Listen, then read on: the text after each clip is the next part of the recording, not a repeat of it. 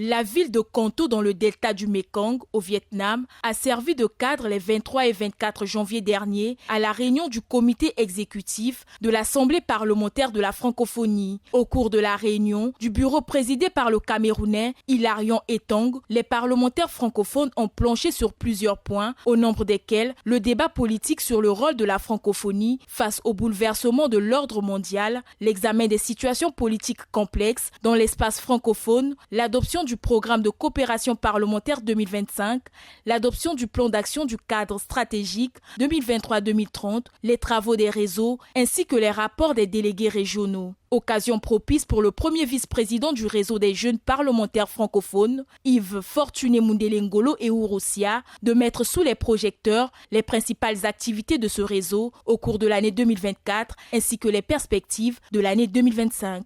Le réseau des jeunes parlementaires s'est réuni à Montréal le 6 juillet 2024, comme de coutume en marge de la 49e session de l'APF, pour une séance de travail et de partage qui s'est déroulée sous la présidence de Mme Elsa Chac. Au cours de cette réunion de travail, les membres du réseau ont bénéficié d'un atelier de formation dispensé par le réseau francophone d'éthique et de déontologie parlementaire visant à développer des réflexes éthiques et déontologiques. Ils ont par ailleurs procédé au suivi des rapports en cours, l'accès de la parentalité présenté par la présidente, Mme Elsa Chac, ainsi que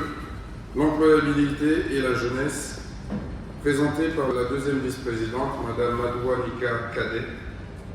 du Québec. Enfin, Mme Cadet a présenté le projet d'avis de l'APF sur la facilité de la mobilité citoyenne qu'elle a porté en tant que rapporteur.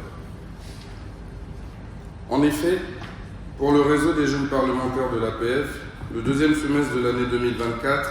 a été placé sous le signe de ce plaidoyer en faveur de la mobilité citoyenne dans l'espace francophone. Il convient de souligner que les nombreuses auditions menées par nos deux fidèles rapporteurs, Mme Madoua Nika Cadet du Québec et Pierre-Yves Lux, Wallonie-Bruxelles, ont porté leurs fruits. L'adoption de l'avis de l'APF, améliorer la mobilité citoyenne pour promouvoir la création, l'innovation et l'entrepreneuriat dans la francophonie, durant notre session de juillet 2024 à Montréal, a ainsi abouti à 2 temps forts de la vie de la francophonie parlementaire.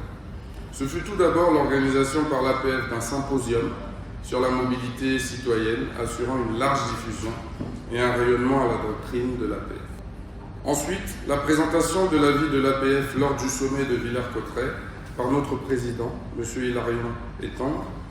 Je note d'ailleurs que notre appel fut entendu par les chefs d'État et de gouvernement des pays ayant le français en partage. La déclaration de Villers-Cotterêts fait sienne nos recommandations dans ses points 16, 34 et 35. Ainsi, au point 34, les chefs d'État déclarent, je cite, « Conscient des opportunités de coopération économique et culturelle offertes par la langue française, nous engageons à favoriser la mobilité dans le cadre des programmes de la francophonie et la circulation au sein de notre espace des ressortissants de nos pays, entrepreneurs, artistes, diplômés de l'enseignement supérieur et appelés de par leur fonction à se déplacer régulièrement dans le respect des législations et des réglementations nationales en matière de visa. » Mesdames et messieurs, en tant que premier vice-président du réseau, je ne peux que me réjouir de voir le fort écho reçu par notre appel. Il nous appartiendra maintenant d'assurer le suivi de ces déclarations, ce que nous ferons dès juillet en posant une question à notre secrétaire général pour connaître les actions entreprises par l'OIF pour la mobilité citoyenne dans l'espace francophone. Je passe maintenant à ma participation au volet mission internationale du réseau, soit à ma participation à la 10e conférence mondiale des jeunes parlementaires de l'Union interparlementaire en septembre dernier à Erevan, en Arménie. Cette réunion, qui a accueilli plus de 250 participants issus de 54 pays, était organisée sur le thème « Éviter les générations perdues, préserver en toutes circonstances l'éducation et l'emploi ».